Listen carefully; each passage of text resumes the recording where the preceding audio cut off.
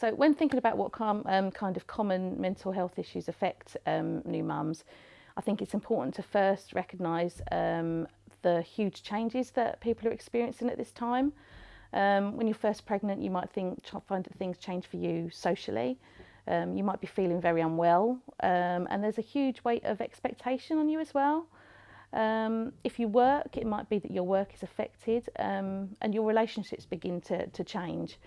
This already creates a lot of emotional challenges, and then if you add to this stresses such as financial difficulties, relationship problems, social isolation, then you've got kind of a perfect storm really for mental health issues to either arise or worsen. We know that there are long-term effects of being mentally unwell during pregnancy and following birth. First of all, the attachment between the mother and the baby can be affected, particularly if mothers don't receive the help they require early enough. And that's why many organisations and research is focusing on effective early interventions and services that are local to women, and so local support, local services that women can access easily. And if mothers could be supported to acknowledge their distress and to be heard. And so sometimes there's a danger if the mother isn't able to do that, she can then label her child, and then there's damage for the child if the child is seen as the one that's anxious or depressed, when actually the mother needs effective support herself. So that can be difficult. And also there's a long-term effect perhaps on the woman's self-esteem. And certainly we know that sometimes maternal mental illness can affect a woman's relationships with her partner and her friendships. And that's particularly distressing because it sometimes results in women feeling very isolated and lonely. We see families often affected by anxiety, and a certain amount of anxiety is perfectly normal as we begin to care for a new life. And it's important to recognise that, and that actually it's okay.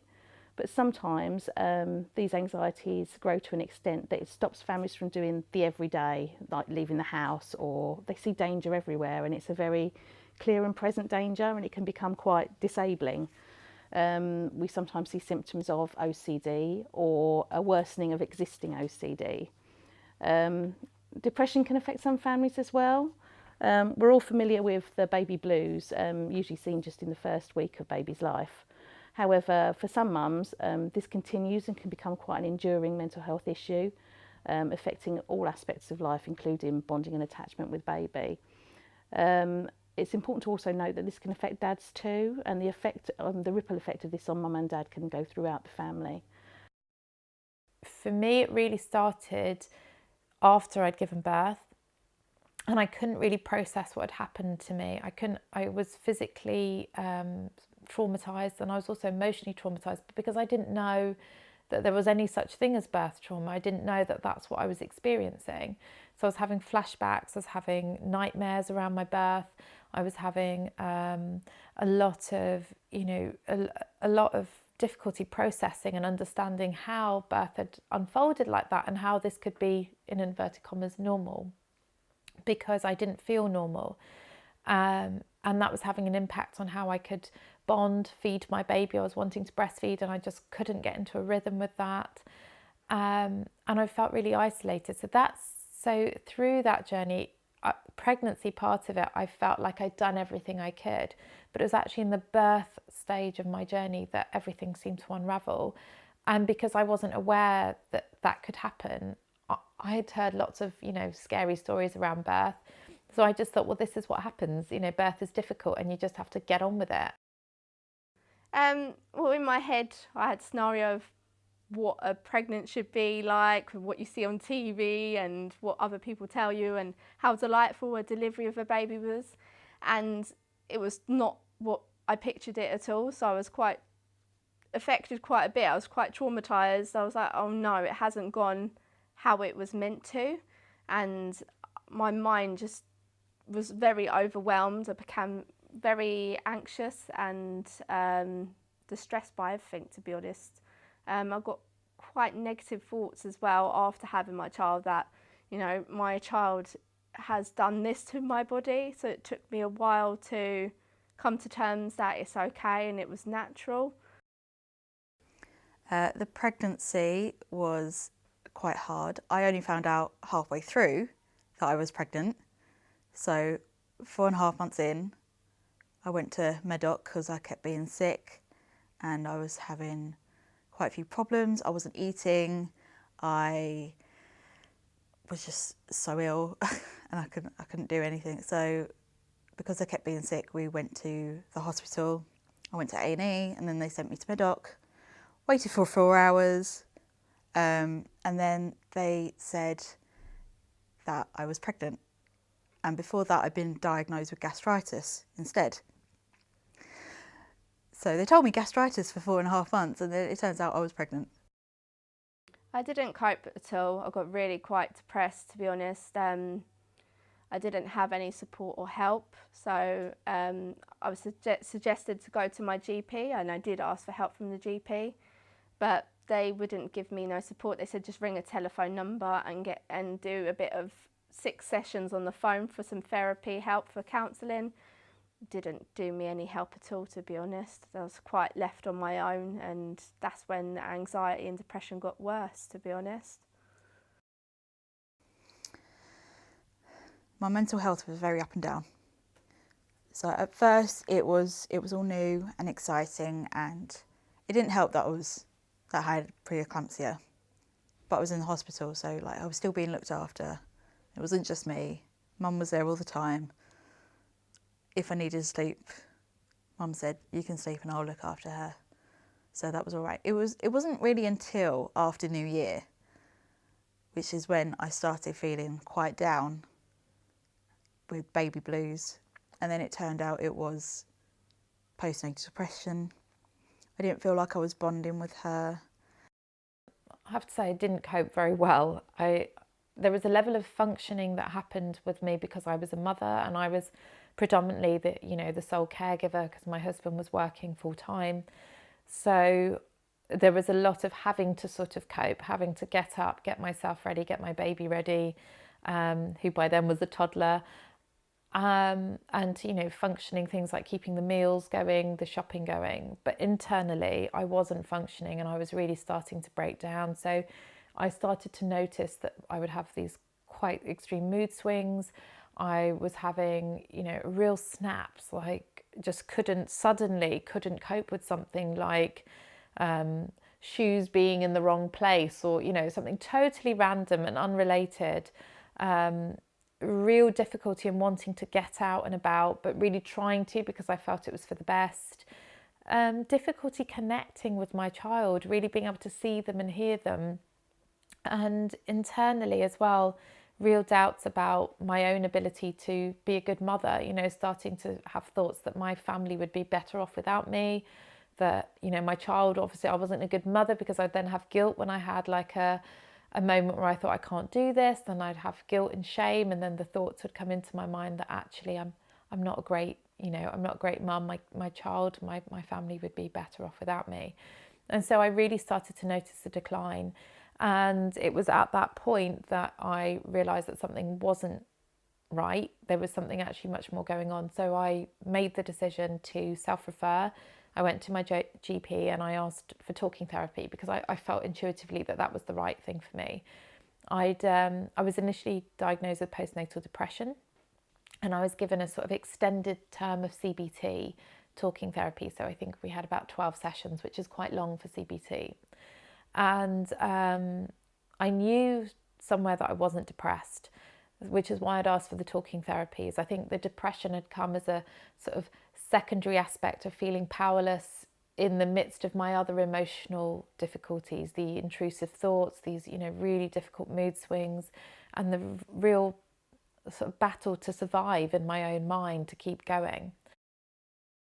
But at my darkest period, I didn't think anyone could help me, and there was like no escape from it. I felt like I was literally going down in a deep black hole and I wasn't going to get to the surface again.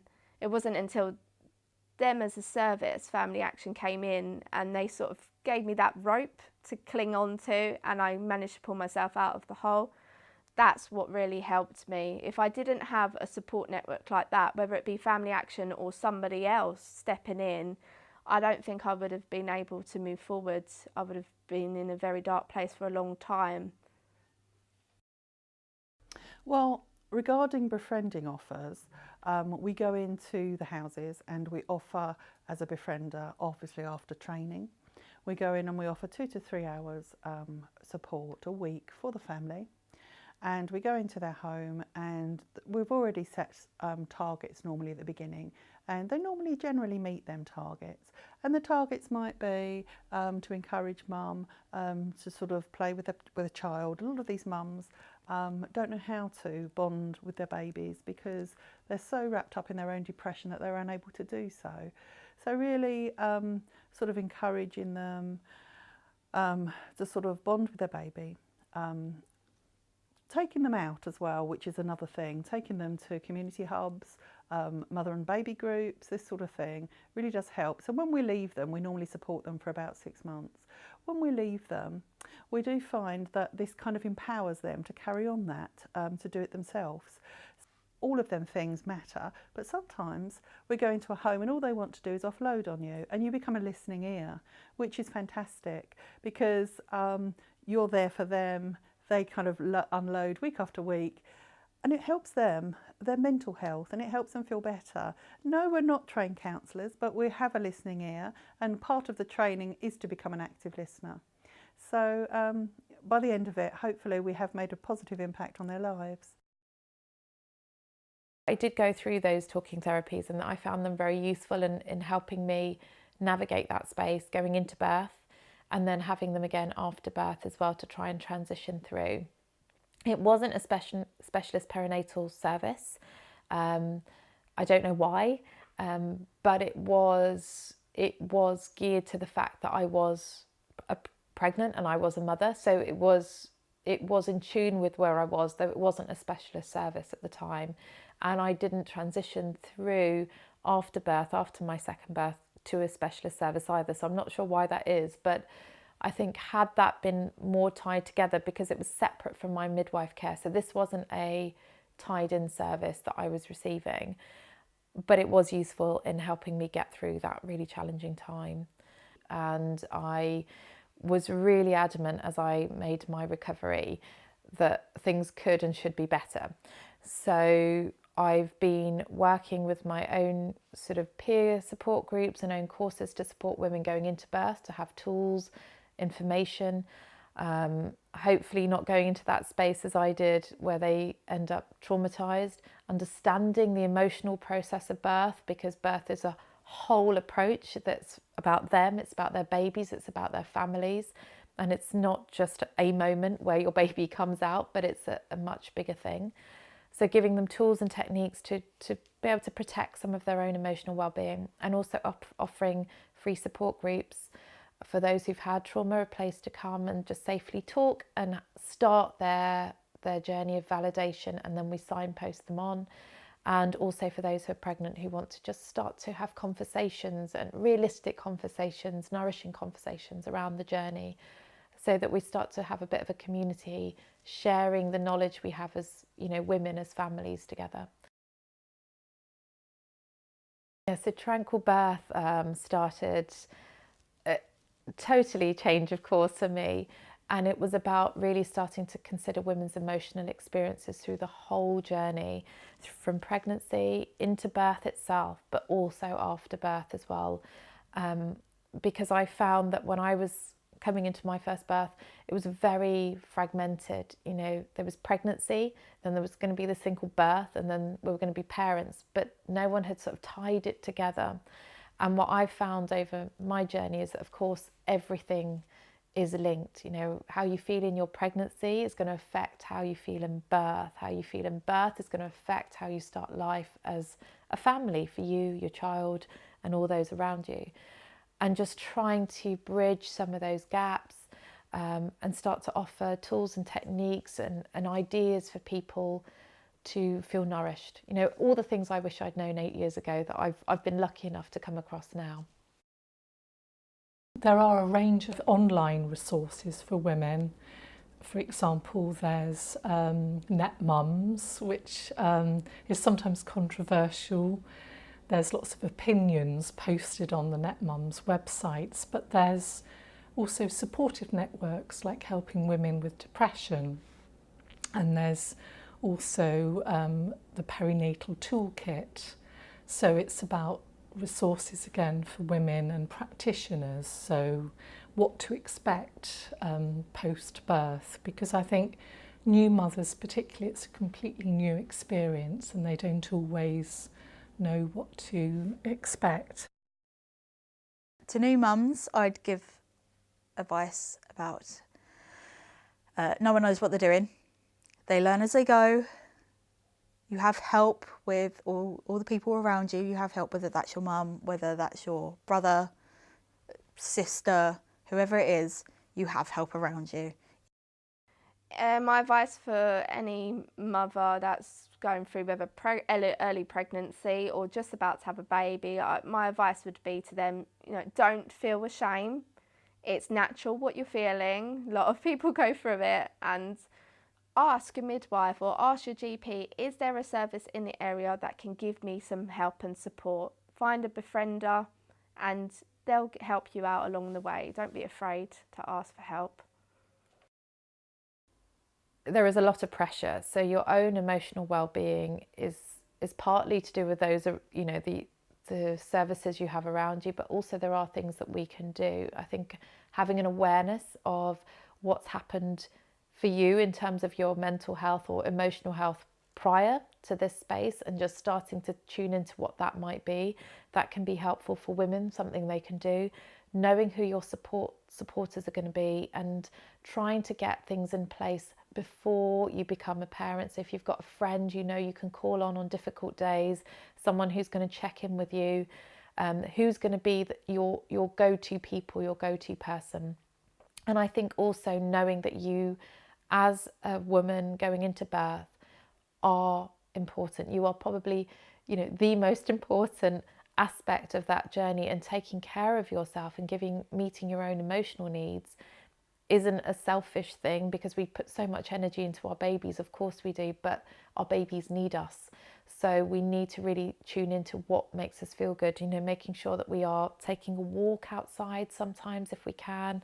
You know, is there somebody we can meet for a coffee? Just having some human contact, having someone on the end of a phone, what we can do to nourish ourselves in terms of our diet and having our emotional needs met, and also having a little bit of privacy, which can feel very hard when we have a new baby, but finding ways that we can get that all can just support us a little bit and nourish us as we make that adjustment as well.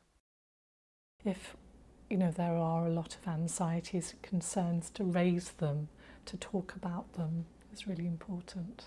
And to be kind to yourself, that it's not perfect and everybody's different. And even if, you know, you see two women who are experiencing depression, each one is different. So everybody copes in a different way, and that's okay, really. When thinking about maternal mental health and how to maintain that for perinatal women, I think mums need to be encouraged to keep all of their appointments throughout pregnancy in that first year. And I think the key thing is, don't be afraid to say how you feel. Some of those thoughts and feelings that you're having might not be quite as unusual or shocking as you think they might be. And help is out there. So if you ask and if you keep talking, then that help can come to you.